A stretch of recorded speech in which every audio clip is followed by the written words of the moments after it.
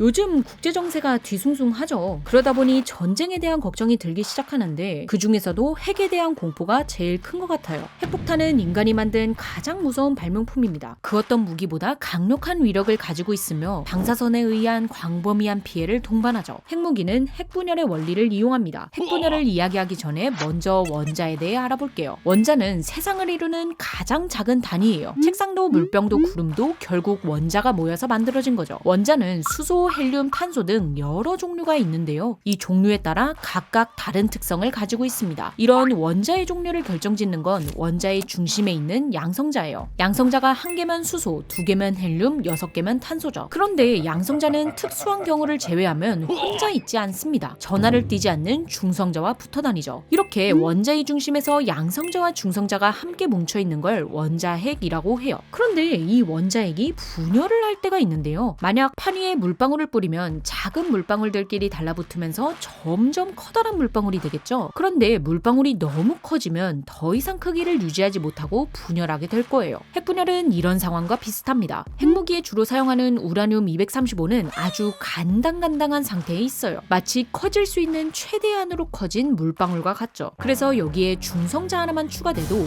한계를 넘으며 갈라지고 맙니다. 그런데 이렇게 갈라질 때면 아주 강력한 에너지가 방출되는데요. 우라늄 235 1kg이 분열할 때 방출되는 에너지가 70테라줄에서 80테라줄이에요. 이는 휘발유 1kg을 연소시켰을 때의 100만 배가량의 에너지고 TNT 폭탄 10,000톤을 터뜨릴 때와 같은 위력이에요. 이런 원리를 이용해서 만든 최강이자 최악의 무기가 바로 핵폭탄인 거죠. 그럼 이 무시무시한 핵폭탄이 떨어지면 어떤 일이 일어나고 우리는 어떻게 행동해야 할까요? 핵폭탄이 떨어지기 5분 전 핸드폰에 위급재난 문자가 전송되고 공습 경보가 울릴 겁니다. 그럼 하던 일을 멈추고 5분 이내로 주차장, 지하철역, 민방위 대피소와 같은 지하 공간으로 대피해야 합니다. 그런데 지하라고 해서 다 안전한 건 아닌데요. 지하 2층 이상의 깊숙한 곳이며 외부와 차단될수록 생존에 유리하죠. 그런 장소를 어떻게 5분 만에 찾아서 가요? 그래서 평소에 대피소 위치를 익혀둔다면 큰 도움이 될 거예요. 국민재난안전포털 사이트에 들어가면 주변의 대피소 정보를 찾아볼 수 있습니다. 근처에 대피소가 없으면 어떡해요? 그렇다면 최대한 튼튼한 건물로 들어가야 합니다. 벽은 두꺼운 벽돌이나 콘크리트로 되어 있으며 창문은 방사선을 막을 수 없으니 창문이 없거나 적은 곳으로 가면 좋죠. 이런 건물에 들어가셨다면 가장자리가 아닌 중앙부에 머무르며 탁자 등으로 몸을 보호해야 합니다. 건물에 못 들어가면요. 그럼 최소한 튼튼한 벽 뒤로 몸을 숨기셔야 해요. 이제 각자 대피 장소에 도착했다면 핵폭탄이 떨어지기 전까지 다음과 같은 자세를 유지해야 합니다. 얼굴을 폭탄이 떨어지는 방향과 반대되도록 두면서 배가 지면에 닿지 않도록 엎드린 뒤 눈을 감고 얼굴에서 입을 제외한 눈, 코, 귀 모든 구멍을 손으로 막아야 해요. 이때 입은 살짝 벌려야 합니다. 이렇게 준비 자세를 마치니 어느새 경보가 울린 지 5분이 지나고 핵폭탄이 떨어집니다. 폭탄이 떨어진 곳에는 순간적으로 태양보다 뜨거운 플라즈마구가 형성돼요.